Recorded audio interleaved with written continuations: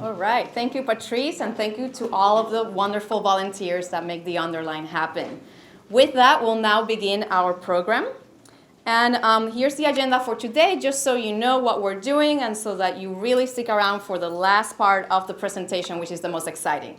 So we'll start with meeting guidelines, so you know how you can answer questions and how you can provide feedback. We'll have introductions from a few key public officials, the design presentation, a Q&A session, and then the feedback stations, which are these boards that you see here. First things first, in an effort to maintain a safe and respectable forum, we ask that all participants abide by the following guidelines during the Q&A. We have distributed when you arrived a blank index card. If you don't have one, can I have people raise their hands who are distributing the index cards so people know where to get their index card? Okay, we're going to designate some volunteers. I don't see any raised hands. But why don't you, Asa and Jeff in the back. Asa and Jeff, raise your hands. You're going to go get index cards. If anybody needs one, raise your hand, and these two gentlemen here will be providing you one. As you hear the presentation, you have questions that come up to mind. Please put them in the index card, and you're going to pass them to our volunteers. Volunteers collecting index cards, can you raise your hands? Can we have some volunteers? We have there Patrice and Meg. So you're going to pass them through the side. Index cards will be collected. We will then collect all the questions and comments. Patrice will be moderating Q&A. The reason we do that is sometimes we get 10 questions about trees. We're not going to read all the 10 questions out loud. We're going to collect them so we can be efficient with our time. And then we will be doing the Q&A. Following the Q&A, we will have these booths here where you can come speak to each one of us and ask additional questions and see more information in great detail. As I mentioned before, and for those that just arrived on the room, we also have some very fun giveaways to encourage you to stick around and give us your feedback. So everybody knows, this meeting is being recorded because we want to ensure that those that were not able to attend the meeting can see the meeting and view it online. So with that, our first speaker is Mayor Javier Fernandez.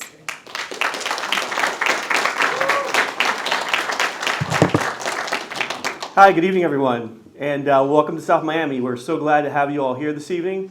My name is Javier Fernandez. I have the honor of serving as our city's current mayor, and I'm joined this evening by two of the members of our city council, Commissioner Steve Gaye and our vice mayor, Lisa Bonich, and we are extremely excited about what the opportunity this next phase of the Underline really represents for our little city.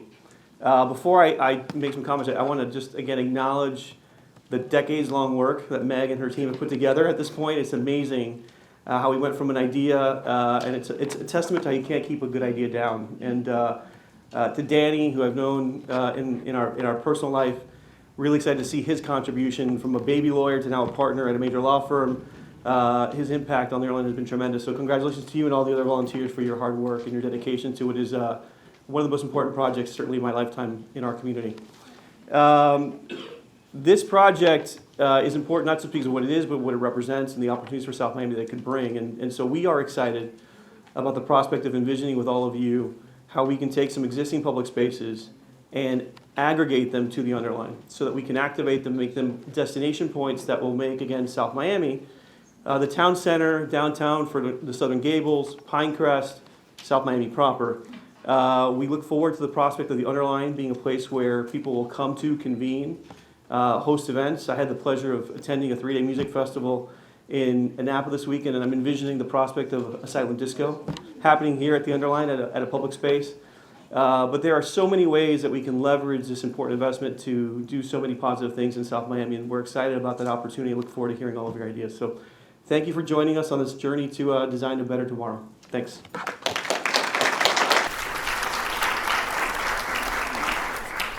Good morning. Does anybody know that this project happened because of an accident? Okay, you've been coming to meetings for a decade then. About 10 years ago, I had a bike accident and broke both of my arms. Do not recommend it because I really couldn't do anything for myself. After a couple of months of getting rides everywhere, I ended up walking below Metro Rail to get to physical therapy in Coconut Grove, right on US 1. And something in that hot July day, walking below the train tracks, I had this crazy idea. Why don't we turn all this land below Metro Rail into a park and trail for the community? And then I thought, oh, that'll be easy. Okay, you got me, right? It really has been a labor of love, and it's given me the opportunity to meet so many wonderful people from downtown to Dayland. And I want to thank all of you for coming out and spending your Saturday morning with us to give us your feedback on what we're doing with Phase 3. I'd like to thank our small but mighty staff. Could my staff who's here, could you stand up? I think you heard this, that we're a nonprofit, so nobody here is in it for the money. I'd like to thank our partner, Miami-Dade County, in particular, Irene Hegedus, who's the project manager. Without, we talk about projects, but it's really about people. And it's people who make these projects work. So Irene, every day, I'm thankful for you and the Department of Transportation and Public Works. And then to our municipal partners, the cities of Miami and Coral Gables and South Miami. And to our elected officials who just got here, thank you for coming. Commissioner Regalado, I'm sure all of you know her. And for those who are not here, the commissioner from the city of Miami Covo who wanted to be here. You also have some elected officials from Tallahassee who wanted to be here. They're doing some great work for this project and many others. And to my dear friend Clarice Cooper, who has helped us so much in getting the word out in this very special community. Thank you, Clarice. So transformative projects happen with visionary partners like each of you. Partners who say yes before they say no. Partners who find solutions and not just problems. And this is the magic that creates a more engaged, connected, safe, and resilient community, not just for today, but for tomorrow. Can't help myself, I gotta say go Heat. I don't know about you guys, I'm so excited. In our first phase in the Urban Gym, the Heat has partnered with us this is just one of many programs that we have for the community. It's called the Junior Heat Skills and Drills, and kids come out from all over Dade County and learn how to dribble and learn how to be great citizens. And these programs will be coming to these communities in Phase 3, so if you have any ideas of what you'd like to see, soccer, basketball, gardening days, all of that will be coming to Phase 3 as well. So I'm going to pass this back to Commissioner Regalado to welcome you. Thank you, Meg. Thank you all so much for coming out. We're so excited about Phase 3. As many of you know, I'm your neighbor. I live right down 32nd Avenue, and we've been really excited about this project. The county has partnered with Meg and Friends of the Underline, and I have to say in our cities, but shout out to Meg and her vision, her father Parker, and the amazing work that they've done. This project really proves that partnering with a nonprofit and working together and talking to our community and getting feedback is what works.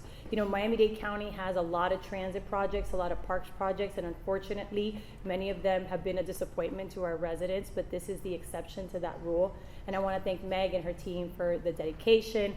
I want to thank the Friends of the Underline for the time that they put in, and also for the consortium, and our county commission for supporting this project. Even though it's geographically located here, this is a county-wide project, and the Friends of the Underline and Meg have the data to prove that people have come to Brickell Backyard from all over Miami-Dade County.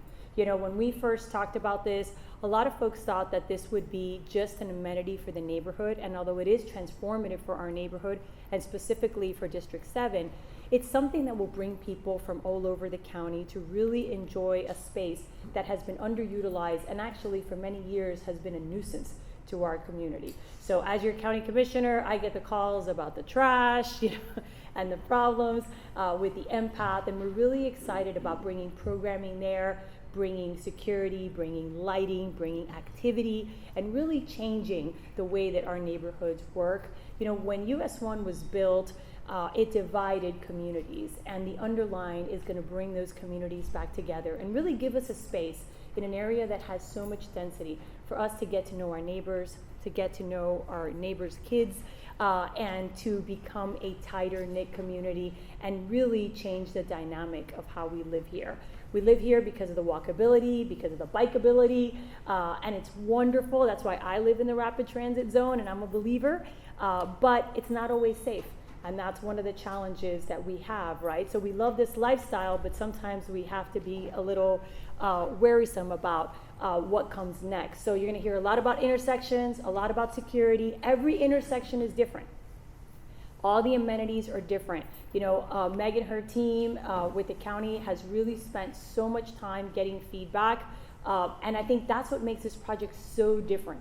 Normally the county goes out and tells you what they think they want, and then we tweak it a little and move on. This was the other way around. This was really the community telling us what they wanted to see here and us responding to that. And that's why I think it's gonna be so impactful and really a game changer for all the other trails and all the other projects that we have after the Underline. Now, I'll end with this. This obviously has a huge environmental impact. As many of you know, I'm obsessed with Pine Rocklands, so we're very excited when you see that part of it. You'll see little pieces of what could be eel. You know, this area used to be Pine Rocklands, and you know, if you want to stay after, I'll tell you all the work that we're doing with eel and Durham to show that actually Pine Rocklands will reduce the heat index by 10 degrees. So these are amazing ecosystems, and the part that you'll see about the flooding is so important because this is also about stormwater management, and the team has been so thoughtful in coming up with beautiful and wonderful ways to embrace these areas that have more water than other areas along the M path. So we're super excited, and I know everyone's excited about this project, so I'm gonna ask you for one thing. You know, all the love that we're getting now for the Underline, I need it when we start tearing up the M path, okay? Because people start calling me when we start tearing up the M path, and you saw in phase 2, we dug some big ditches, right? But we're putting the FPL lines in there. You know, we partner with Hotwire to put fiber. This is an opportunity to really do a lot of great infrastructure work. We will move some trees, but we will plant so many more trees. We will move some plants, but we're gonna plant so many more plants, right? So there's gonna be a little bit of chaos. I'm not gonna lie to you. I'm not gonna tell you it's gonna magically be the Underline, but the shift from the ugly M path that we have now to the Underline is going to have some construction, some chaos. It's going to disrupt our lives a little bit, but it's going to be amazing, and you'll see how wonderful it's going to be, and you're all going to love it. So just kind of keep this vibe when we come with the bulldozers, you know, remember back to this moment. We'll send you the renderings when we tell you about the time. And we're super excited, and we're grateful for Meg and her team, and obviously our team has done an amazing job. They're going to present, and we're super excited about phase 3, which is such an ambitious part. We're 10 miles. I mean, who said, it's amazing, Meg. So thank you for breaking your arms. Thank you for coming up with this idea. Very supportive of the Underline, and thank you all for coming out.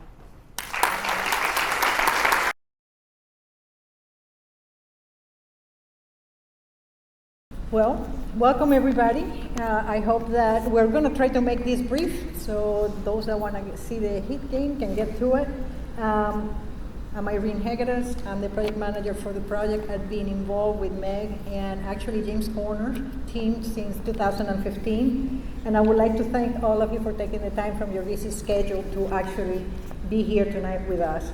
I would like to also thank Temple Judea and the staff for lending us a space, the Underline, the volunteers, MB2A Central joint venture, and the Department of Transportation and Public Works Marketing and Communication staff. It takes a tremendous amount of time and effort to put these meetings together. Our design team has been hard at work since December 2022, when we had the first round of public meetings. So we listened, and here's what you're going to be seeing. A lot of the community came and provided a lot of input, and what you're going to see is the result of that input materializing actually into the design. But before we go too far away, I want to make and be completely transparent and make one point. Although we want to provide every single amenity that the community has requested, this project has a budget. So we're going to make everything in our effort to build everything according to the budget. if we have applied to additional grants exclusively for amenities to trying to make it happen, and we have received, out of 3, we have received 2 of those grants, which is great from the state. And we believe, and we are very positive that the last one will be received as well. So we're building that pot to make sure that those amenities comes to you. So what you're gonna be seeing tonight is the design concept for the various amenities. You're gonna see some of the path alignments, the crosswalk and intersection design, and a lot of the planting and stormwater strategies that we're implementing. James Corner has been, our team.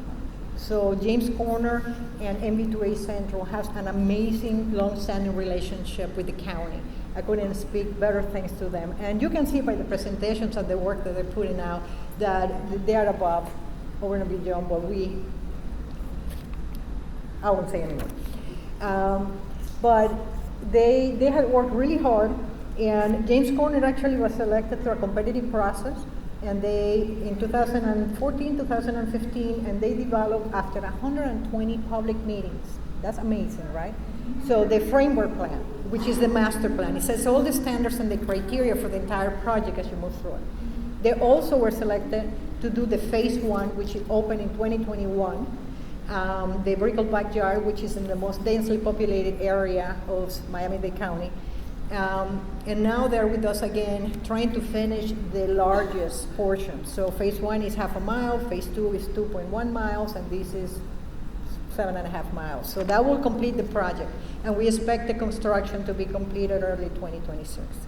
So, and that will meet our federal grants and all of the funding sources that we have received. So without any further ado, here's Isabel that is going to take you through the design. Thank you very much, Irene. If you see me moving my hands like crazy, it's because my partner, Asa, over there is helping me with the slides, so it's not a nervous tick. Okay, I'm just trying to play my J-Lo part here. Okay, so let's start with design. It's important as we look at this presentation to remind ourselves what are the goals of the Underline. You know, the Underline is transforming the land below Miami's Metro Rail into a 10-mile linear park, urban trail, and public art destination. Why are we here today? We are here today because we are about to unveil initial ideas for the 3rd phase of the Underline. The 3rd phase of the Underline is going to be 7.36 miles long, but we like to call it 7.5 just for short. It will extend from Southwest 19th Avenue on the north all the way to Dadeland Boulevard, and will encompass 7 different Metro Rail stations. It's going to cross through the Coconut Grove Station, Douglas Road Station, University, South Miami Station, Dadeland North, and Dadeland South Station. We came to you in December when we began this process.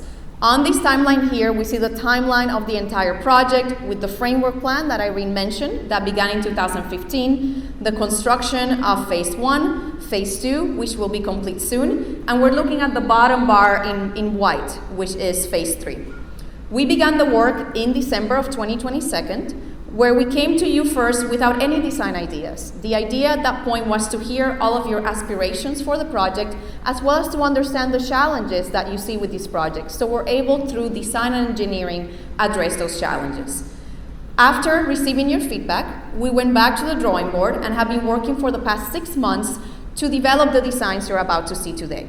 So we are here, where you see we are here on the screen. After that, we will continue advancing and refining the design based on your feedback, and then we will begin construction.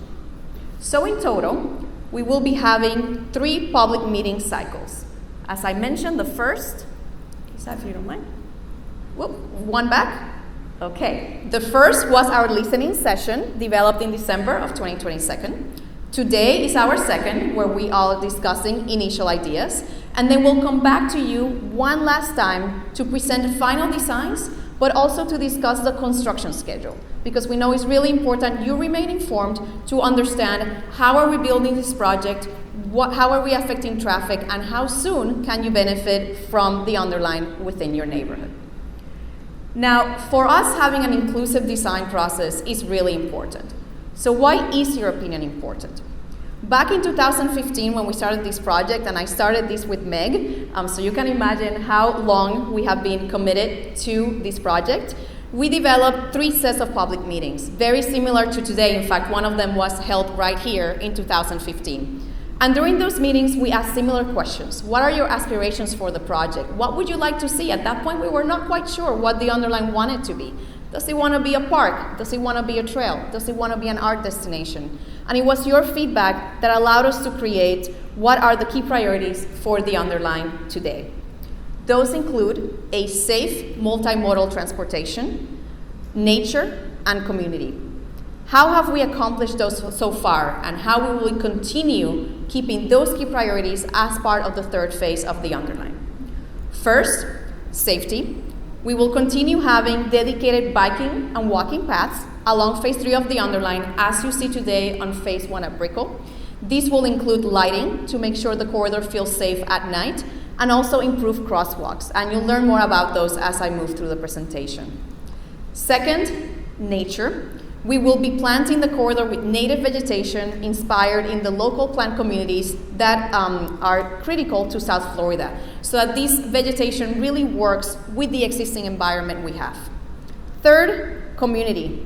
Perhaps most important, the Underline is about connecting people to their environment and to each other, and we're seeking to create spaces where everybody can come together with their neighbors and continue creating that sense of community that now exists in Brickell, bringing it down to Coral Gables, South Miami, and Dadeland. So speaking a little bit about phase 3 of the Underline, I'm going to walk you through what the different areas and the map mean. So overall, phase 3 of the Underline, as I mentioned, will start on Southwest 19th Avenue and will encompass the city of Miami, which we see here in yellow. It will also go through Coral Gables, where we are today, in green. It will extend through South Miami in blue, and then to Dadeland in pink. Phase 3 will be built in 7 segments. And I'm going to explain to you what those means, because we're going to speak about those a little bit more in detail as we move through the presentation.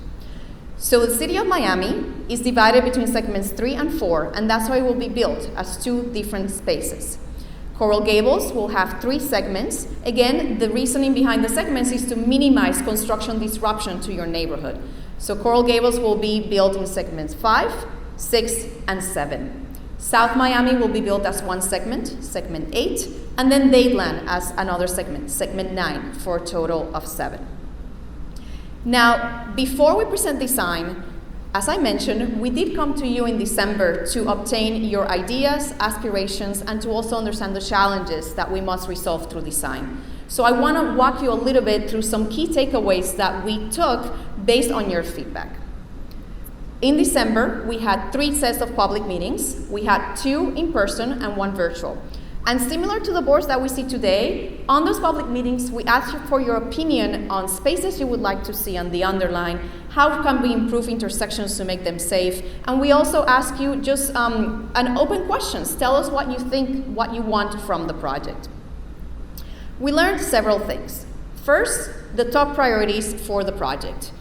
This is what you told us. Out of all of the selections we provided on a survey, you told us that the top priority for the Underline Phase 3 should be the design of amenity spaces. This basically means dog runs, sports courts, those spaces that bring the community together.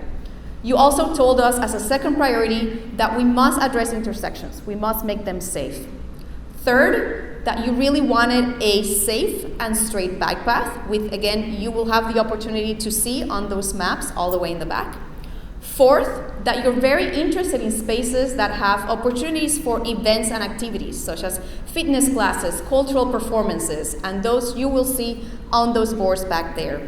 And lastly, that it's really important for you that we preserve the existing trees. We also ask you other questions about what are the top types of spaces you would like to see on the Underline Phase 3. And you see here a summary of what we heard from you. Number 1, you would like to see naturalized spaces. Number 2, you would like to see art installations. And 3, areas for sports courts and fields. Of those specifically, there was a big request for pickleball courts, and a second, okay, great, and a second huge request for skate parks. Those were our 2 top running requests, which you will see very soon. We also had high demand for stormwater gardens, interactive art installations, light art, and butterfly gardens. Okay. We also ask you, what are the top themes and activities? What would you like to see happen on the Underline? You told us first and foremost you would like to introduce art and culture. Second, food and beverage. And third, health and fitness, including farmers markets as number 1, concerts as number 2, movie nights as number 3, dance classes number 4, and food trucks as number 5. We then ask you, what are your priorities for intersections along the Underline? And we heard many great ideas, starting with top priority, creating dedicated bike and pedestrian crossings, which you will see today. 2, creating crosswalk setbacks from US 1, so you feel a little bit safer as you're going through those intersections. 3, to explore the possibility of elevated crossings, meaning bridges. 4, to see if we can do a no right-hand turn on red to keep our crossing safe. And lastly, 5, to have raised paving intersections. What this means is a little bump on the road so that pedestrians and cyclists have the right of way and cars need to slow down automatically. So based on that feedback that we received, we developed some key themes that will drive Underline Phase 3, in addition to those 3 key drivers that I mentioned before. 1, we want to create a naturalized urban corridor. We want that corridor to be activated with interactive art and cultural events. It should include areas for fitness and sports. It should also have food experiences. And lastly, but most important, it should prioritize safety. So, with that in mind, I'm going to walk you through some key elements of the design. First, the paths and intersections. As I mentioned before, we will continue having along the third phase of the Underline a dedicated bike path alongside with a dedicated pedestrian path. We're also going to be improving the 25 intersections the Underline crosses. So this is a section of what the corridor looks like. In blue, on the left-hand side, you see the bike path. It will be 10 feet wide, and it will be a 2-way bike path. On either side of the bike path, we're going to have a 2-foot shoulder. What this means is basically an area alongside of the path so that if plants start getting a little bit grown and they start poking into the path, they don't impede cyclists as they're moving through. On the other side of the Metro Rail, we're going to have a pedestrian path that will be 8 feet in minimum. You'll see how the bike path is always located adjacent to US 1 versus the pedestrian path always located on the other side of the corridor. Between the bike path and US 1, we're going to have a minimum 5-foot planted buffer. So we have greenery surrounding us, we have a separation from vehicles, but still very clear sight lines, so the space feels very safe. And you'll also see on this section how alongside both paths, we're going to have new lighting, making sure the Metro Rail corridor remains lit at night, making it again feel safe. So here we have a rendering of what that bike path will look like. We see how it's a 2-way bike path, as straight as possible, so we keep very clear sight lines as we move ahead.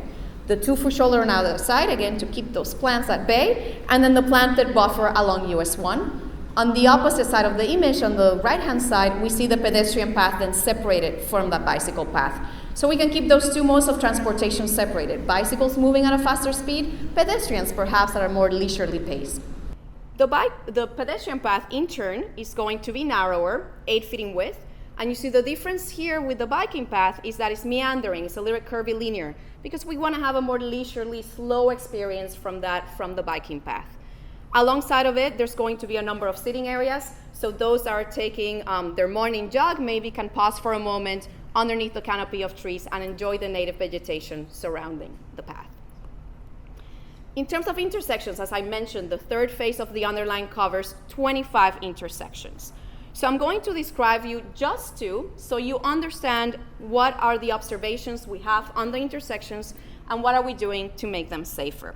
And we're going to start with Southwest 22nd.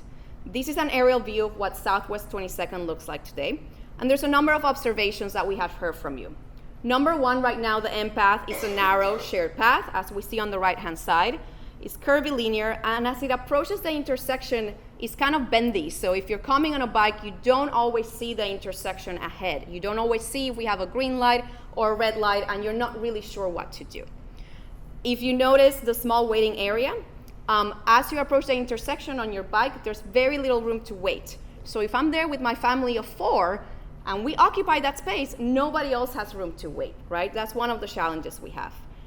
The sidewalks that connect to the corridor coming from your neighborhood onto the space are also very narrow, and they're pushed up against the roadway. So when there's a lot of traffic, it's not the most pleasant way to get there. And lastly, we have very narrow crosswalks where the lights change really, really fast and you need to make a run for it, right? So what are we doing to improve intersections like this?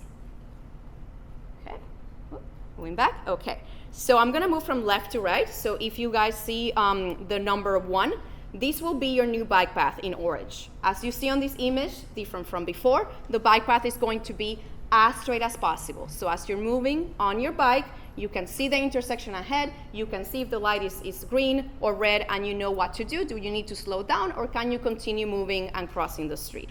Under number 2, you see the pedestrian path, how it's separated from the bike path to make sure those two different modes of movement can occur on their own. But they come together under number 3. These are the intersection plazas.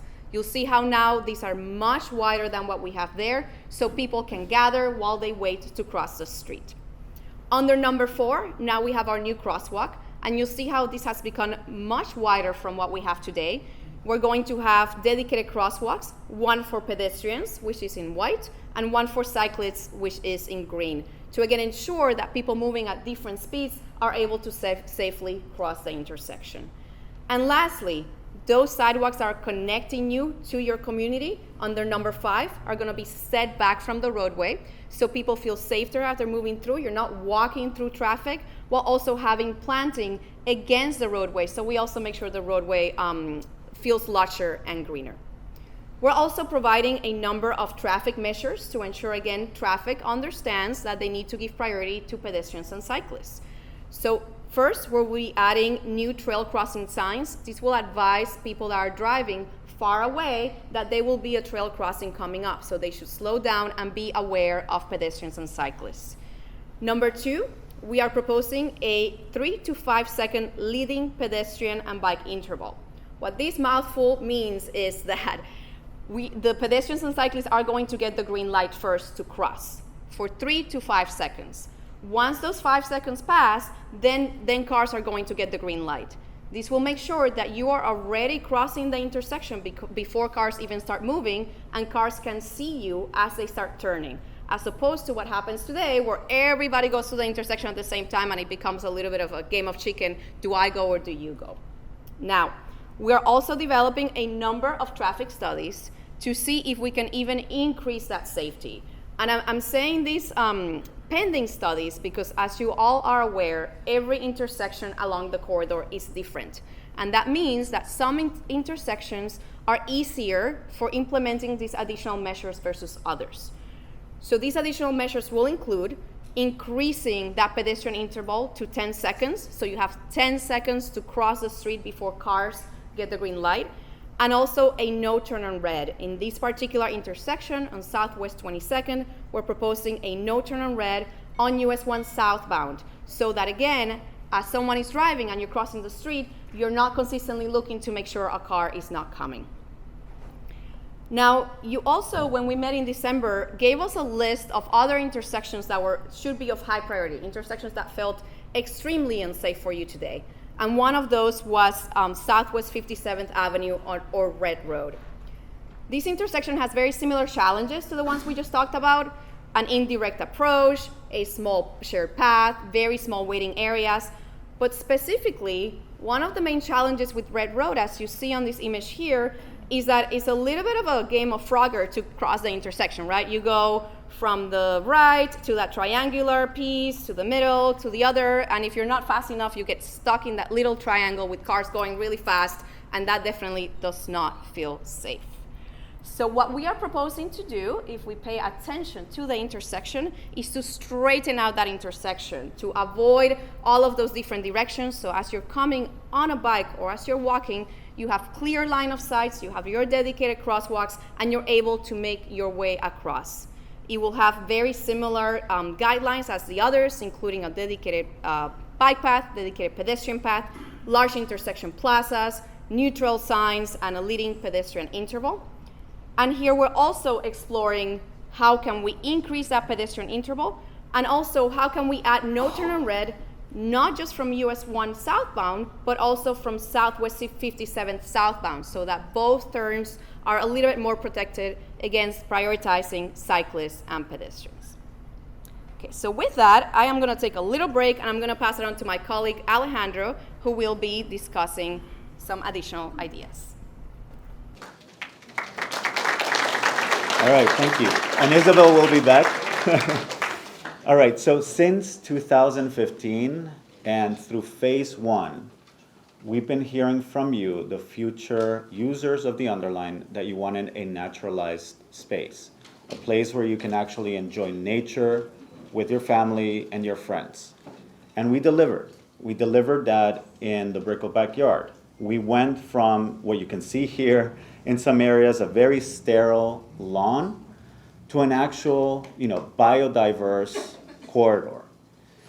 And now, some of those objectives that we had initially, not only in the master plan, but in phase 1, we can expand on those. We have a lot more space. We have almost 7.5 miles to do this. So what are those primary goals that we have for the Underline phase 3 in terms of planting? Number 1, very similar to the ones that you have already provided us, right? Preservation of existing and healthy canopy and addition of new canopy. We want to make sure that when you're enjoying the Underline, you're under shade. You can actually walk those miles, or you can bike those miles under a certain amount of canopy and shade. 2, the reintroduction of native plant communities. We will have almost 150 new species introduced into this corridor on phase 3. That's a lot of species to deal with. 3, improve site resilience with bioretention and rain gardens. In South Florida, we need to rethink our relationship with rain, our relationship with storm. We need to think outside of the box. So we are going to be implementing other ways and other systems that don't put any more pressure to our systems, to our existing drainage systems, or to the aquifer. And then 4th, support ecological functions with new habitats.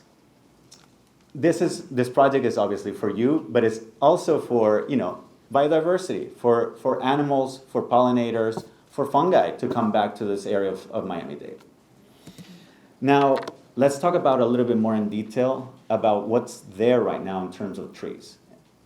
Currently, the Underline phase 3 today has 2,474 trees and palms.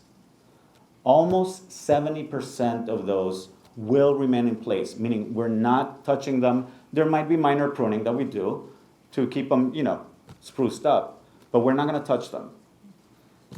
Almost 20% of the trees that are there right now, of those original 2,474, are going to be relocated. These are mostly going to be palms and small trees that were recently planted. So they're easy to relocate along the corridor.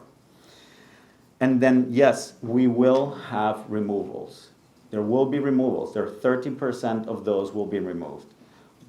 The reasons why: many are invasive species or prohibitive species that we should not encourage to have in the corridor itself, especially if we're renaturalizing. There's many that are also dead, and we don't want to have dead material in this very new project. Some are in poor health, meaning those trees that are in poor health, if there's a storm, they will fall. There's branches that can fall and hurt people that are biking or enjoying some of the spaces in the Underline. And then finally, there will be some areas where we are implementing new community spaces, we are implementing these paths, and there's unavoidable conflicts with those trees. However, the amazing kind of news: when complete, the Underline phase 3 will include 3,960 trees and palms, 1,688 to remain, the ones that we've already spoken about, 472 to be relocated on site, and 1,800 new trees and palms. This is increasing the trees and palms by 62.5%. And now, how are we doing this? What are those species? What is our planting palette? Our planting palette, same as from the beginning, is inspired on the native historic plant communities that used to be in this area. Now, this area was characterized by pine rocklands and also pockets of tropical hardwood hammocks, as well as some areas like riparian edges, some wet marshes, etc. We're bringing that back. Now, how are we doing this? There's two different strategies that we're using to implement this. They're kind of split 50-50. What we're calling 47% of canopy strategies, basically areas where there's already existing canopy that's pretty mature, areas where the corridor is a little bit narrow, and we're going to be kind of surgically inserting new trees into those areas. And the other 53% are these renaturalization areas where we have the corridor becomes pretty wide, where we have the chance to actually bring back those habitats into the city. Now, within those two categories and strategies, there's different planting character zones. Starting with canopy-based strategies on the upper left, the canopy infill, again, infilling with certain canopy. Counterclockwise to that, canopy groupings, where we're going to do groves of the same trees. Botanical displays is where we're going to be adding additional canopy to areas that already have a lot of diversity. And this happens just, for example, right next to the library right now. There's a quite nice collection of trees and palms there already. When we're going to also implement the native palmedum, which basically that's always going to be associated with stations. We're going to be complemented with additional palms. Why are we doing palms? Those are areas that we don't have a lot of space next to the station. There's a lot of shade already brought to the area with the station buildings themselves. So that's one way to deal with our canopy in those areas. Now, the most exciting part, the renaturalization strategies, there's 6. Oolite gardens, very similar to the ones that we see already on phase 1 with saxatile vegetation. That's just a fancy word for trees and other vegetation that loves to grow on rock, on that oolite coral rock. Prairie glades, areas that are going to be basically composed of a mix of native grasses, perennials, and shrubs. Butterfly gardens, and areas that are going to be unbelievably full of color with lots of different types of vegetation that are pollinator friendly. Riparian plantings. We are crossing 3 canals in this project, meaning we're going to be removing some of those invasive and nuisance kind of species that are there and introducing back the native vegetation into those canal edges, helping retain and stabilize the embankments that are currently there. And then finally, 2 very exciting strategies, the pineland and microforests, and I'll speak a little bit more about what are these microforests, and the stormwater gardens, which are going to be dealing with all of the stormwater inside the corridor itself. Now, I'm going to be speaking about 2 very innovative ways to deal with stormwater and 1 pioneering strategy for reforestation that we're introducing on the Underline. For stormwater gardens, we're going to be doing bioretention basins. Basically, these are shallow bowls that are planted. Whenever it rains, it's going to capture water from the viaduct itself, that's coming down from those columns, also capturing all of the stormwater runoff from the paths themselves. That's going to be redirected into these very shallow basins that are planted. The water will be retained, but it'll start to trickle down. You'll never have a body of water that's constantly there. So for those that hate mosquitoes, just like me, don't worry about it. That's not going to be an issue with these systems. And then as it slowly trickles down through the different layers of soil and gravel and planting, that also cleans that water. So this is one way to deal with stormwater in the corridor. Another way of dealing with it is what we call the dry rockland swales. Think about these as kind of very shallow riverbeds, dry riverbeds. Whenever it rains, they'll act the same way as the bioretention basins. They'll get filled with water, they'll slowly trickle down, they'll get filtered. What's great about this strategy is that whenever they're dry, when there's no actual rain, it almost expands the overall footing square footage of usable area of the park. You can actually go into these spaces. So we're very excited about this other strategy for stormwater. Now, regarding the microforest, you may be asking, what is a microforest? What is a mini forest? This also has a different name. It's called the Miyawaki afforestation or reforestation method. What's great about this method that started back in Japan in the 60s is that it allows us to grow trees 10 times faster than your typical afforestation or reforestation strategies. They're 30 times denser, so they're packed with different species. There's 20 times more biodiversity in these microforests. These are going to be species inspired on the hardwood hammocks, and they're going to be distributed in pockets along the corridor wherever we have enough space for these. Now, these are all local native vegetation that are going to go into these and provides refuge for pollinators and all sorts of different species, including fungi. Finally, and this is key, they provide essential ecological services to the neighbors around them. What do we mean by that? They do buffer you from the sound of US 1. They actually provide more shade and spaces where it cools down some of the pavement around it. So they do provide all these different services, not only for biodiversity, but also for all of us here.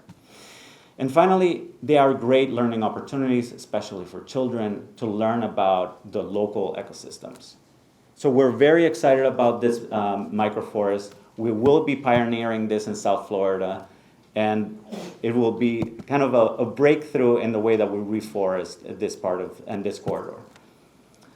So all in all, Phase 3 will include 1,800 new trees and palms over 350,000 new palms in this plants over this 7.3 miles. So within that, we're going to be speckling it with the community spaces that you gave us feedback, and I'm going to pass it back to Isabel to show you all of these new amenities that are coming to Phase 3. Thank you.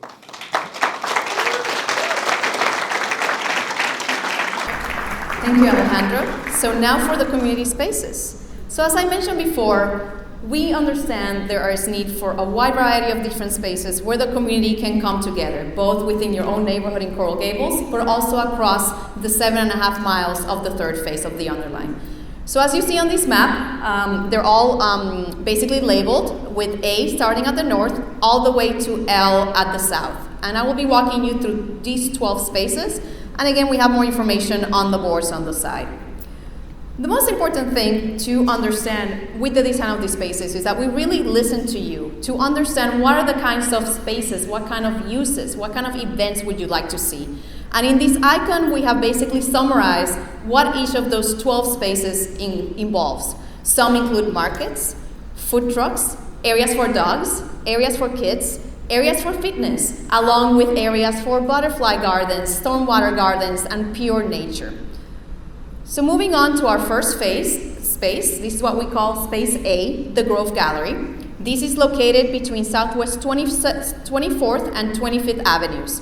So on the left-hand side of the image, you see US 1. On the right-hand side, you see a number of storage spaces and stores that I'm sure you all recognize. And this is a space right now that is being used as a parking lot. It is a temporary parking lot while a new parking lot for the Coconut Grove station is being built. So once that station is built, parking will be provided there, and we're able to reimagine this space into something new. So what will this be? The Grove Gallery is intended to be a new linear marketplace. This will be a place that is going to include areas for different markets, including food markets, artisan markets, but it's also going to include food trucks.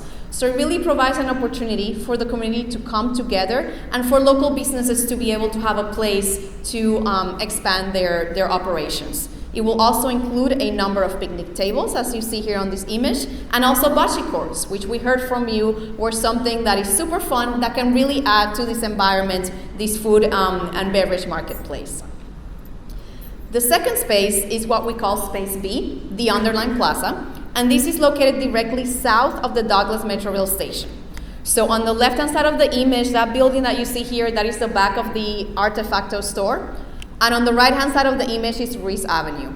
And this is a very key space because it sits right in the middle of what will be the 10 miles of the Underline, and is very closely connected to a lot of different residential and commercial areas. So we want to turn this into what we're calling the Underline Plaza. This is a space where the community can come together. The plaza is going to be lined with food trucks that will have different foods from local businesses. It will also be an area for temporary art installations, so we'll be collaborating with several galleries to include temporary art that will activate the space.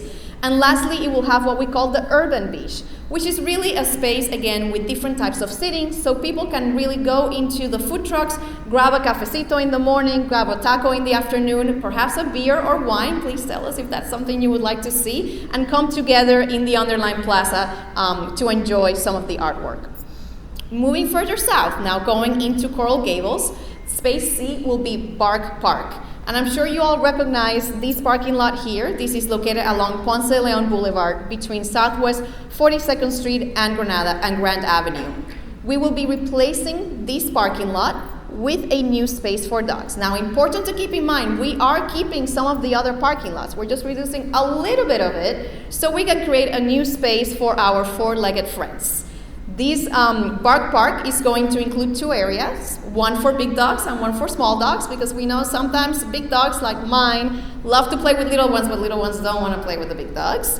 It's going to have an artificial turf topography, so dogs can really exercise through it, including a doggy tunnel. And as you see on this image, it's going to be surrounded by trees that will provide shade over the area. It will also include sitting areas for humans to wait while their very excited dogs play within the new topography. Moving further south, we have our Space D, which is what we call the fitness room. This is located behind the Gables Fire Station by Riviera Drive. So right in the background of this image, you see the back of that fire station.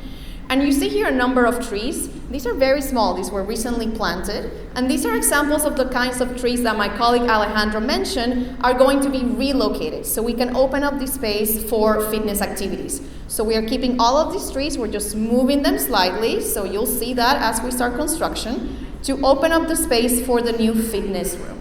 The fitness room will include a half basketball court and an area with outdoor fitness equipment, along with a flexible space for fitness classes, because we heard from you that the fitness classes of Brickell are so popular, you really want them to come down to Coral Gables and also have the opportunity to enjoy them close to home. Moving further along, we have Space E, which is the water balcony, and I'm sure you all recognize this. This is at the Gables Waterway, and there's some challenges with this space. First of all, on the left-hand side of the image, we see the really tiny sidewalk wedged between the bridge and US 1 that is a little bit scary to walk on. We also see how the vegetation is so overgrown you can barely know that the water is there. So what we're proposing to do is to build a new bridge. You see how this bridge is much wider. It's separated from US 1, it feels much safer. It will have an area for people to walk, for people to run, for people to cycle through. And as you see also, underneath the metro rail is also going to have an area for sitting, where you can actually sit, enjoy the shade from the metro rail, and look out to the water. The water's edge is going to be restored by removing some of that overgrown vegetation, and as Alejandro mentioned, introducing new native planting, new riparian planting. This planting will stabilize the water's edge to prevent erosion, and it will also clean water where we have a lot of rain. In addition, we're working with the Miami-Dade Parks Department to create a new kayak lounge. You also told us this was super important, so we're not removing the one we have, we're keeping it until the Parks Department builds a new one, and then we'll swap. But the point is, you will now have access to the water both visually and also for your kayaks. As we move further south, between Donatello Street and Orduna Drive, so very close to where we are here, this is where we're locating the majority of the rain gardens that Alejandro mentioned. And as we see on this photo, where, by the way, it's raining in the middle of this photo, I don't know if you noticed that detail, but very opportune for the idea of rain gardens. This is one of our widest portions of the corridor. It's also very, very flat. And because it's so flat, when it rains a lot, it collects a lot of water, eventually going into the roadway and creating traffic and flooding. You all see it, I'm sure. You live right here. So what we're proposing to do is to create these rain gardens by creating these depressions on the ground lined with rocks that when it rains a lot, allow the water a place to go. You see in the center of the image, we have these raised walkways. That means that water can move through underneath, but you're also still able to access this space when there's a lot of water to make sure that you can enjoy the Underline during all weather conditions. We're also taking advantage of creating this very natural space to introduce, as Alejandro mentioned, microforests, introduce pine rockland planting along US 1 and along Ponce de Leon to make the space feel very green, but also create some fun environment, including insect hotels and birdhouses that increase the biodiversity of the area. These will also have interpretive signage, so if you want to learn more about nature or have a group of children come together, this is a space where you can really learn about the new natural landscape we're creating on the Underline. Moving a little bit further south, we have Space G, which are the stormwater ponds, and this will work a little bit differently than those rain gardens. This is located between Granada Boulevard and Donatello Street, also very close to where we are. And again, this is a very, very flat area that gets flooded at times. So what we're proposing to do here is to create these bowls in the topography so they can collect water when there's a lot of rain. This will be lined with plants that want to have wet feet, so they will do great when there's a lot of water, and they will also filter it to make sure it's clean and safe as it moves down to the aquifer. We're going to have these raised boardwalks so you can actually move through the ponds and also activate them with new public art. So this is not only a great working natural space that improves site resilience, but also one that explores the great cultural spaces we have in Miami. Moving further south, on Space H are the Pineline Courts. These are located near Carrillo Street. And again here, we're taking advantage of the fact that we have a lot of width on the corridor to work with. So what we're doing here is a collection of different sports courts. We're going to have 4 pickleball courts, as you see on this image. We're going to have 1 mini soccer pitch and 1 full-size basketball court. All of these will be nestled in plenty of space that will still be planted. So we have shade, we have trees, we have a buffer from US 1, while we can still play all of these sports. And again, on those boards over there, you can see a little more information on how everything will be laid out. Moving further, right north of Stanford Drive, right by the Metro Rail station, we are proposing the Rock Ridge Plaza. And what this will be is a new outdoor classroom and performance space. This is something you also told us was really important for you, a space where the community can come together and enjoy different events like movie night or dance classes, for example. So this will have a series of seating steps that will create an outdoor amphitheater. It's a space that could be activated for classes. So for example, I hear over here that there's an interest in bringing children from the school and the temple onto the outside to learn more about the environment. It's also a space where we can have different cultural opportunities, but maybe a space that can also be used on the day-to-day for you to sit underneath the canopy of trees and enjoy lunch with your friends. Moving further south, Space H, located north of Red Road, we also heard there was a lot of interest to create a skate park. So we are proposing a new skate park in this area. It will have a new concrete topography that allows you to play all of your tricks in a kind of flow plaza type of way. For the design of this space, we will be collaborating with a skate park specialist. So we ensure that this flow plaza fits for all types of agilities, for those that are just learning how to skate, rollerblade or inline skate, to those that are completely experts in the field. At the same time, we want to make sure this space remains flexible. So it can also hold, for example, bicycle classes for little kids, or even a silent roller disco on some special nights. Now, as we move further to South Miami, we have Space K, and this is what we call the Play Forest, located right behind the South Miami City Hall. And if some of you have gone through that area, this is one of those unique spaces along the corridor that has this beautiful collection of trees, but you barely notice them. So what we're proposing to do here is to create a new natural playscape and exploration area for kids. We're going to prune those trees, we're going to add more vegetation, create a series of exploration trails that allow the kids to move through the vegetation and find their way through nature. The area will also have musical instruments so you can test your musical skills, and also a number of different balance beams and log tunnels for kids to explore within this natural landscape. And last but not least, we have Space L, which are the butterfly gardens. We're going to have a number of those scattered through the 7.5 miles of the project, but specifically here, between Southwest 67th Street, in between basically the Somi bike store and Wall's Old Fashioned Ice Cream, we're going to locate a new large butterfly garden. This will include new pollinator species that will attract all of those butterflies that we now see at Brickell migrating down the corridor and creating new spaces for picnicking, for sitting within the butterflies, and maybe for enjoying an ice cream while you look at the new natural landscapes. So in summary, those are the designs for our 12 different community spaces, creating a wide variety of areas for children, for dogs, for adults, for markets, for food, for fitness. Over there in the back, we have more information on those, so we please encourage you to come talk to us. Let us know what you think, what you would like to see more of us, what may be less interesting, so we can further refine these designs as we move forward. With that, I'm going to leave it to my colleague Luis, who is going to close out by talking a little bit about the construction schedule, which I'm sure you're very curious about, and from there on, we'll move on to the Q&A. Thank you, Isabel. Thank you very much. Luis Arditi, I'm the person responsible for the MV2S Central Design Build team. We're thrilled to be here, and we're very proud of our design team, not only Isabel and Alejandro, but the rest of the team that is around here. We have an A team really working on this project. So finally, I just wanted for this second meeting, remember we're coming to you a third time. For this second meeting, I want to show you where we are and how, at least for now, we think that we're going to be building this phase 3. What you see there is the white line in the bottom right. That is phase 3. We've already completed phase 1 and phase 2. The underline phase 1 is completed. Phase 2 is completing now. Now, I want to say nothing of what you see there right now working along the underline is phase 3 work. I'm saying this because a lot of people say, you've already started. No. What is there still? Phase 2 that is completing, or FPL doing work, or some DOT work in the crossings that is unrelated to phase 3.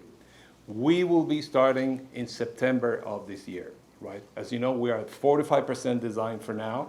So between now and September, we finish it in design, pulling our initial permits, and then we go basically to our phase 3.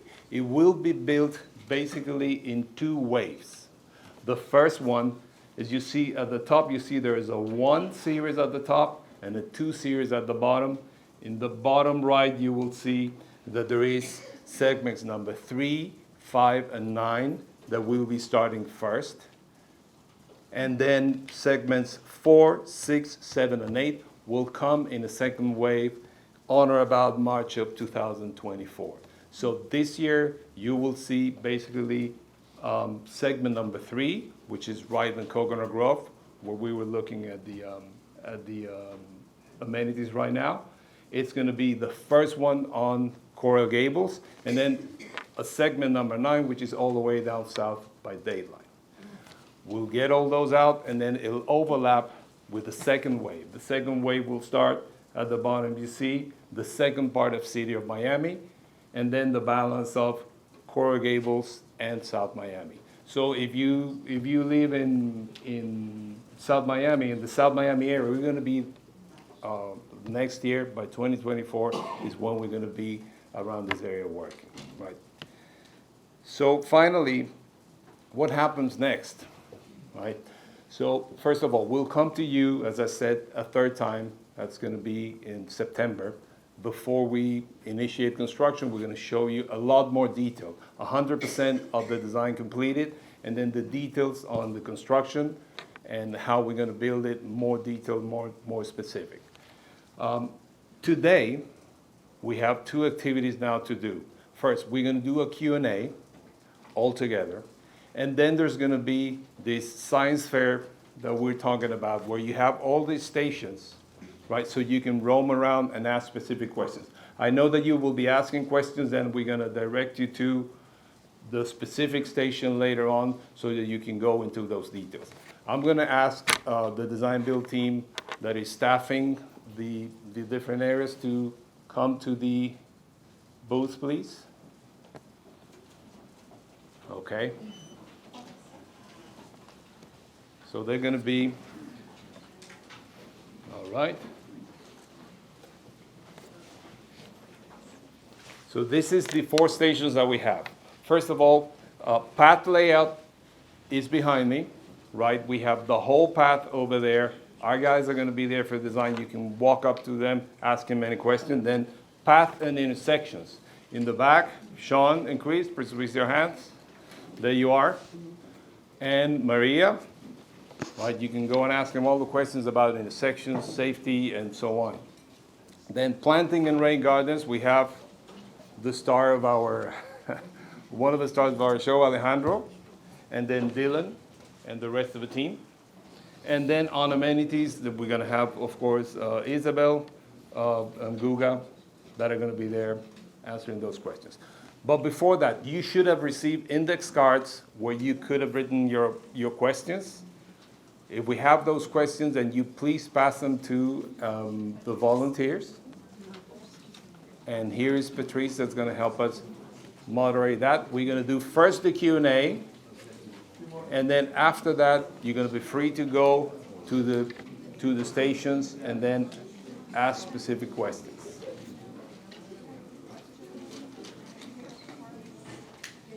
All right, let's get started. And thanks, everybody. What is happening between the ice cream station and Daveland South? I think we talked about that in your presentation, right? Yeah, right now that area is mostly dedicated to path and intersection improvements. We do have an area in Dadeland, if you all recall, where the columns kind of split apart and we have a very large space. That is an area that's earmarked for another community space. We don't have that on the boards right now because we are lacking funding, but what we're going to do is design the space so that a new community area can come in the future. After seeing these boards, if you feel we're missing something or something will be really well placed there, we want to hear from you so we can plan that in the very near future. Will the Underline connect to the Ludlam Trail project? Yes, it will eventually. So right now we're designing the path so that connection can happen once the Ludlam Trail further establishes their plans. So yes, we are acknowledging that connection. Okay, where are the bike shared bike parking areas? Are there, and many shared bike service bikes are being left on sidewalks. We would like to see a bike parking area near Wall's Ice Cream. Okay, so let's start with Wall's Ice Cream. So for that area, and you might see this on those boards, we are proposing kind of a bigger bike area, an area that you can have a bike meetup. Why? Because it's a great location along the corridor. It has connections to the future Ludlam Trail. And by being next to the South Miami bike store, it actually is a great space. So we're going to have a lot of ample bicycle parking, bike pumps, water fountains, so that as you're journeying through the Underline, that's a place to stop. Or if you want to meet with a bigger group and then part from there, you can do that as well. All the amenities are going to have bicycle parking spaces, so that's covered. In terms of bicycle share stations, we're coordinating those along the stations where they will have the most, use. However, if you feel there's a particular location that would benefit from one, please let us know. Those are the details we're looking to hear from you so we can further refine the designs. And you can mark that up in the actual plans of the board. Yeah. Behind me, this is a plan. There's markers. Don't be shy. Write on it. Tell us where we need bike stations, and we'll make sure that we can coordinate that. Okay, we have a two-part question on skate parks. One, will we be working with a professional skate park design company? How can skaters provide input? So those are both design related. The second is, I love this question. The skate plaza is pending funding. How can we help? Who said that? I love that question. Kudos to that. And similar, if you're looking for funding for the skate park, how can the community get involved? Yay! A round of applause for that. So I will let Irene address the question on future funding, and then you'll talk about design input. Okay? Currently, we do not have the funding for the skate park, but we welcome any opportunities and any information or ideas that you may have on how to fundraise so we can get it built. So I don't know that I can say anything else. Underneath parking lot 11, cats. Knit cats, yeah. So the design team, well, you went through a presentation, but you did not show them all of the studies that you have prepared. So we compared lot 11, and they went through the entire study of what would be the adequate, and then where it will fit along the underline to be the best match for that amenity. So we're coming to a medium, not a smaller size, not a larger one like lot 11, but medium size. So the space is going to be allocated. We're not going to be placing anything in there.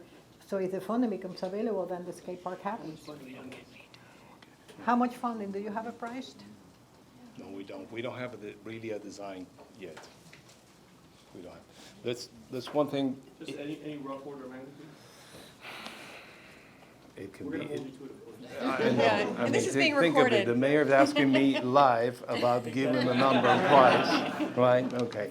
So, no, it really depends so much on the size and the type. It can really vary too much. We don't really have right now. What we do have is that the design build team, the mission for us was to design and provide the vision regardless of whether the funding is available right now, so that we build a future-proof project that is able to grow as funding is available, right? So even if the funding may not be here and right now, right, the space will be there, the services will be there, so that when the funding comes, then that can be completed. Okay, and you want to add probably about the specialties of design. So design-wise, as was mentioned, we studied a lot of the skate parks around Miami. The space that we have allocated is similar to Lot 11, so that gives you a sense of space. We will be reserving that space. In terms of design, when you go to the online survey, which again, there's a QR code here, we are asking you what aspects of different skate parks that we see out there would be the most popular, so we can allow that to calibrate how we're going to design it. Then we're going to pair with a skate park designer. These are things that are highly, highly specialized. So we want to make sure that everything we're providing in terms of spacing, sizes, heights, area for tricks, it all works well for a skate park. So you have our commitment that the space is allocated. We do need your help to bring it home in terms of funding, design features, and be able to see it by Red Road. How do you call the basin? Yeah, the bowl. So there's two kinds generally of skate parks. There's the bowl and there's the more flow plaza. We are envisioning more of a flow plaza type of approach because of space allocations, because of height. We are under the metro rail. It's kind of low. And also because we want to provide flexibility. A flow plaza is something that can work very well in the day-to-day for skateboarders to try their tricks. But on occasion, maybe we turn that area into a space for a bike rodeo to teach little kids how to use a bike. So we also want to make sure the space is flexible enough so it fits all of the needs of the community. Again, all of these questions are in the survey. If we hear from people that there's no interest in the bike rodeo, that may make us rethink some of these ideas. Okay, and you have a question now from a lot of residents who are asking, so I'm just going to ask a series of 3 questions that's all about residents. How will you make sure there's no trash? How will you have security throughout the underline? And will you be creating a wall of privacy? The trash is the operations question. Right, okay. So I can tell you that. We currently in phase 1 do have a 16-hour-a-day contract with maintenance, so that trash is being picked up all day long, and I'm sad to say the demand is great. So I hope South Miami can lead the pack and show everybody how to pick up your own trash, but we will continue to maintain that area. But the other questions are about security and... I can talk a little bit more about that privacy buffer. as I'm understanding, that would be, I don't know who asked that question, but I'm understanding that would be between private residences that are facing the underline itself.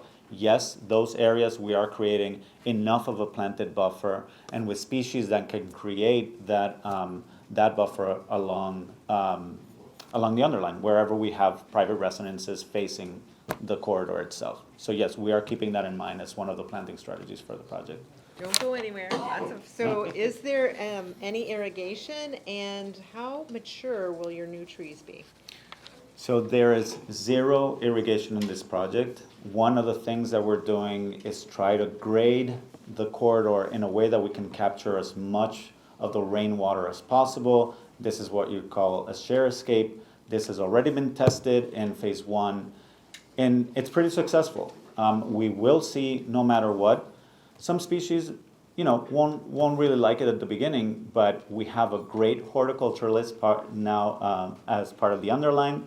Asha, I don't know if you're somewhere here in the room, but they'll make sure that there's the continuity of the species happens. That if there's species that are failing, they're changed to others that are more successful in a share escape.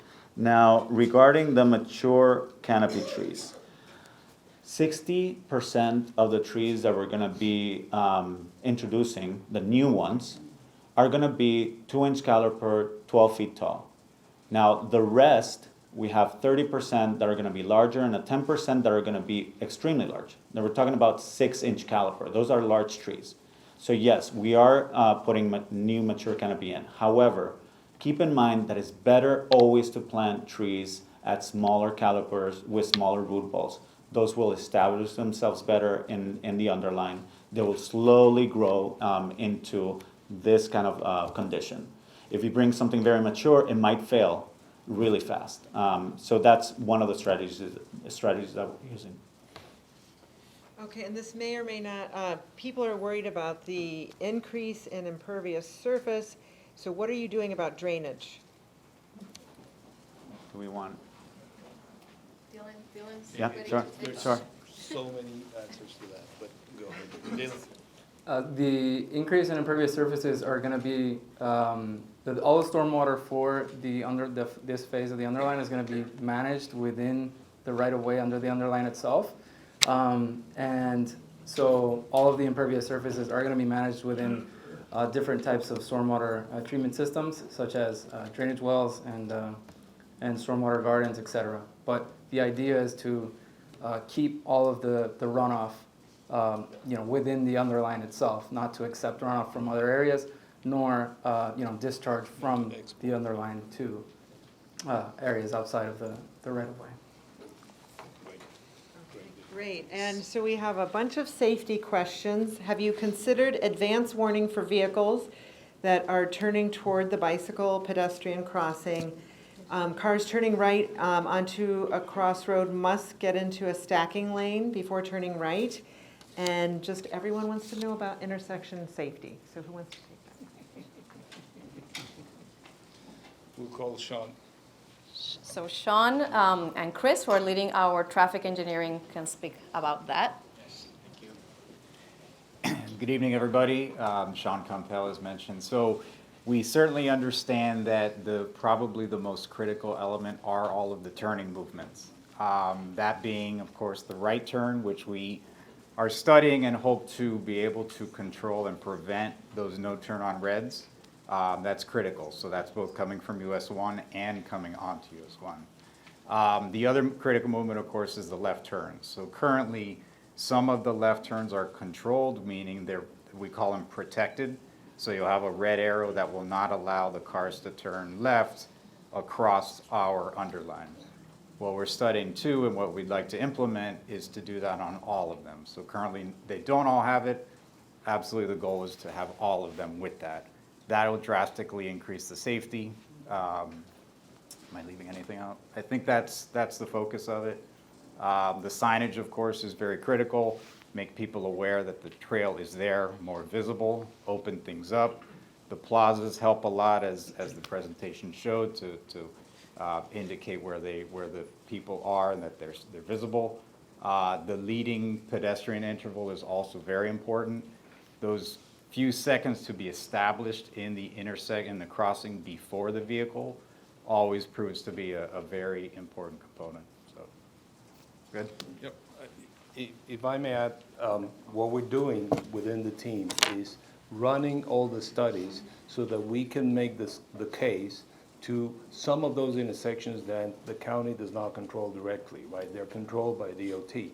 So we will have, this team is going to have to go make that case and ultimately get their approval so that we can do things like no turn on red from US 1 or the left turns.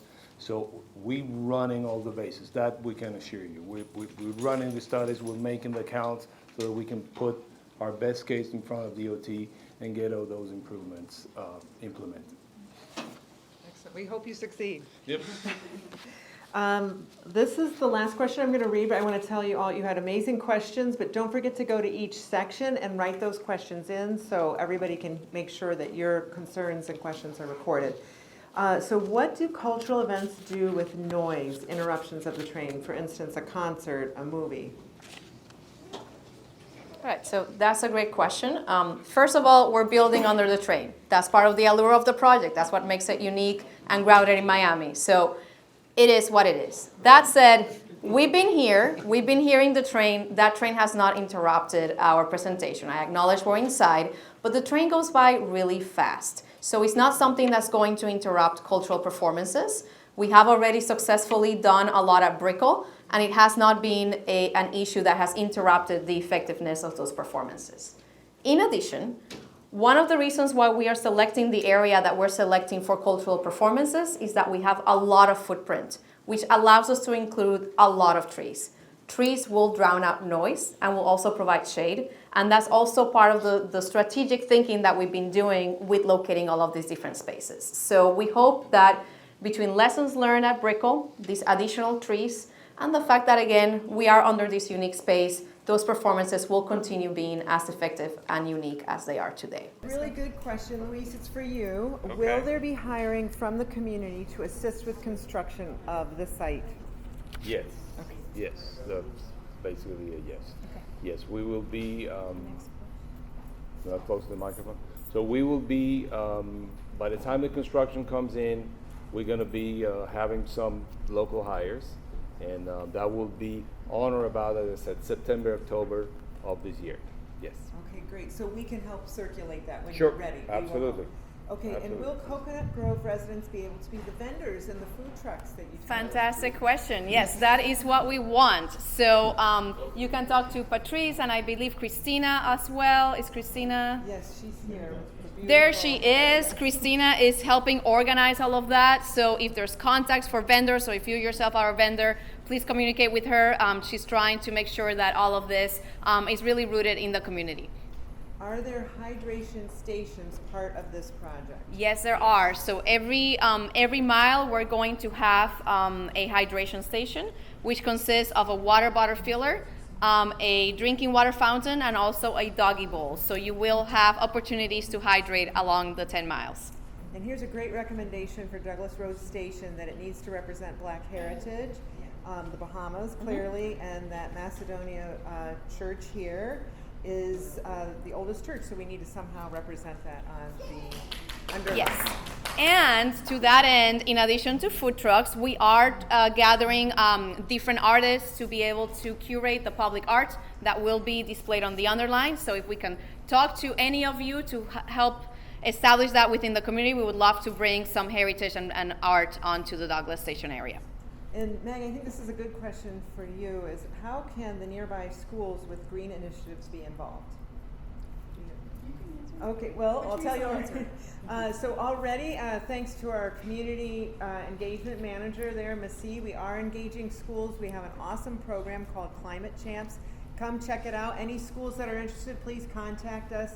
It's a fabulous program where kids can immerse themselves in nature, so please reach out.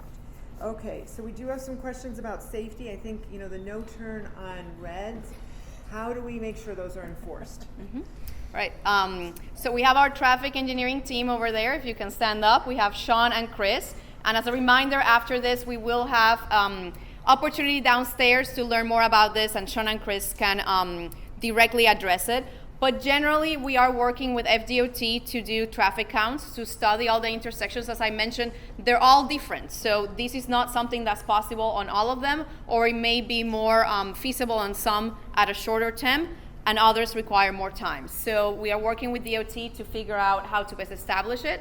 And again, you may see it on some, not on others, but we're hoping that we can roll it out slowly as we complete the studies. The only thing that I would add to that is obviously this covers several cities. So on the county side, we're working with the city of Miami, Coral Gables, South Miami, Pinecrest, and then obviously we have the unincorporated part in terms of what the police are going to be doing, right? So, we want to make sure that everyone's on the same page in terms of what we're doing in the corridor.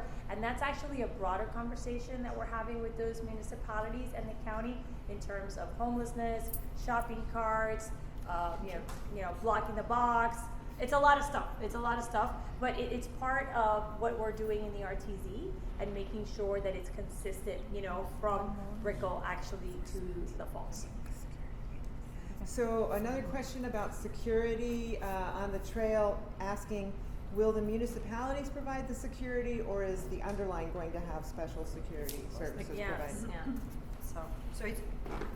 So right now, the Underline is providing security for phase 1, which is the only one that has opened today. We are envisioning and working through this, like Commissioner Regalado said, but it's likely that Miami-Dade County will be taking over security. But security encompasses a lot of things. It's not only roaming and making sure that things are happening. You want to talk because you did such a wonderful job last time. Yes. So first and foremost, I think you have to understand that the more activation we bring, the safer it is, right? So it's going to have lighting, it's going to be activation. Different to a park that closes at sunrise and sunset, this area is going to be open the entire time, right? But there's also residents that live there. So the lights are going to dim, right? There are going to be changes at night. We cannot keep it 100% lit. We have the obligation as the county to provide security for the metro rail stations and for the MPOP, right? So now what we're dealing with, this is the construction part. So now we go to the maintenance and operation conversations, and we're having those at the county now with the Friends of the Underline as to what that's going to look like. And it's going to be a mix of human beings, cameras, working with the municipalities, because we have jurisdiction in the empath, but they have jurisdiction outside of the empath. So that's why it really is a partnership with those police, and making sure that we have footage, that's going to the right police, that people are responding correctly. We are working with the municipalities on a CAD system, which has to do with 911 and a bunch of other things. So it's an opportunity to add the Underline to this broader conversation of who's responding where, who's patrolling where, at what time, and what the expectation is for the community. There's also a lot of concerns about parking, right? So I'm sure that that's going to come up because obviously we're activating it, right? So we're bringing people here. Where are those people going to park? As we mentioned, we're keeping parking spaces, but we're also hoping that people will be parking at the metro rail stations, that they'll be using the metro rail, and there's developments along this corridor. Irene talked about the funding. Some of this work is also being done by the redevelopment that's coming to the corridor, right? So, for example, the core, which is the one on Douglas, they did their piece, right? Grove Station is doing, their piece. So there's also contributions that are coming from the redevelopment, and they're also participating in this safety, security, video, because there are folks that are just coming downstairs, and using right now the empath, but in the future the Underline. Right. So I do just want to add this one last one, because somebody said, do you need volunteers? Always. Yes, we do. So just reach out to me. Always. The first question is, will the 12 community spaces be connected with continuous bicycle and walking paths?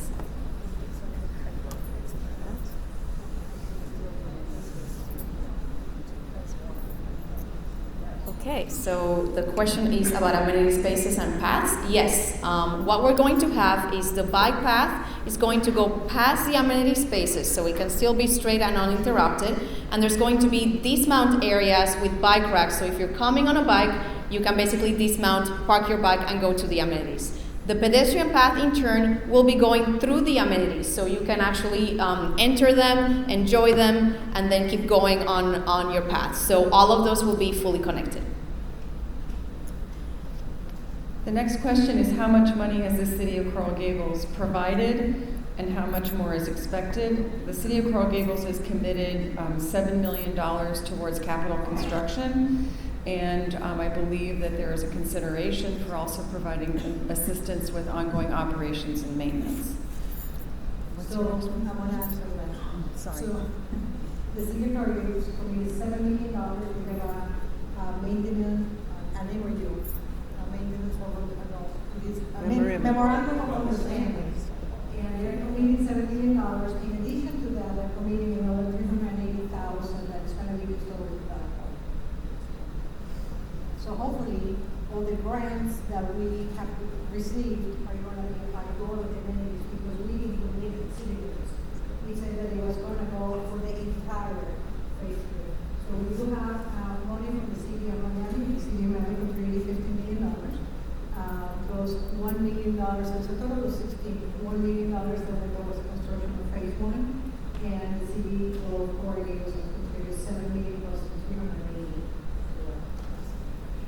Thank you. We have a recommendation here to include a tribute to the Bahamian pioneers who built Coral Gables, and I thought you could just talk about the art part elements. Absolutely, and thank you for that recommendation. Those are exactly the recommendations we want to hear from you today. So as you saw in the rendering, some of them display the idea of artwork. All of these are obviously placeholders. Nothing has been commissioned.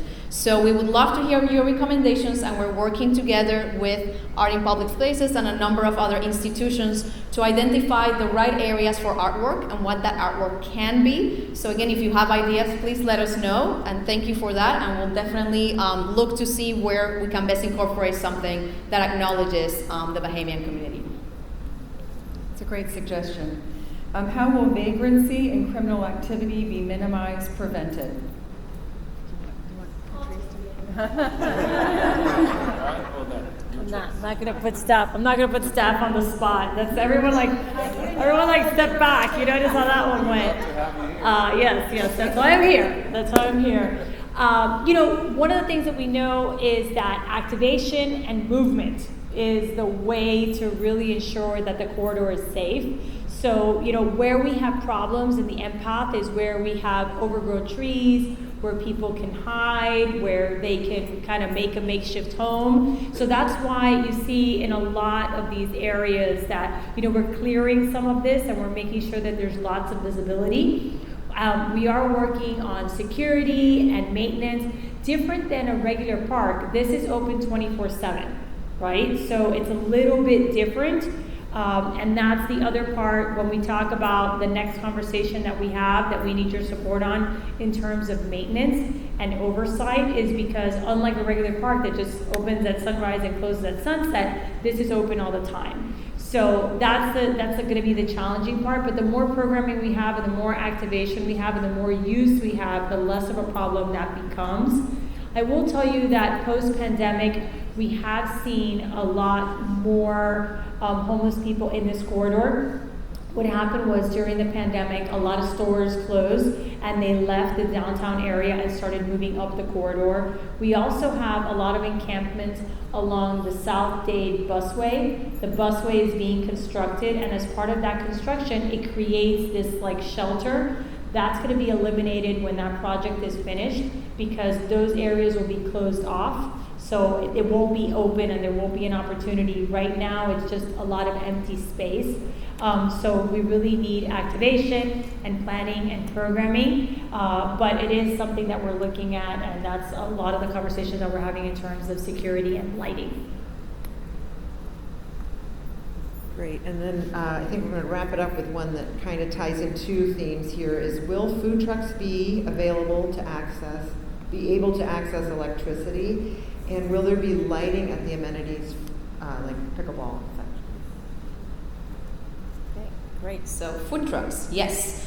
The two spaces that I mentioned that will have food trucks, the reason we're already deciding where they go is because we will be providing proper electricity so that any food truck is able to actually come in and connect and have the proper infrastructure. Of Of course, we don't yet determine which food trucks go, but if you have a food truck or know of someone that's interested, please communicate with Friends of the Underline, who is starting to collect potential vendors for those spaces. In terms of lighting, yes, the entire corridor will have lighting to ensure it is safe at all times of the night. Sports courts in particular are going to have sports-specific lighting, so they have brighter lights so you can play pickleball, basketball, mini soccer later through the night. At some point, these will close. So similar to what happens at Brickell, those lights will come down, the spaces will close, so we can also be respectful of our neighbors and also all of the wonderful animals that we want to make sure come to this corridor, like birds and other insects that do need low lights at night. So with that, we want to make sure you can make it to watching the game. So we're going to close. We do want your feedback. Please go to the stations. We have some giveaways. We got some plants. We got some seats. We've got bike lights to increase safety. So thank you so much for coming. Please let us know your thoughts. And on the way out, make sure you grab the QR code for the survey. Thank you.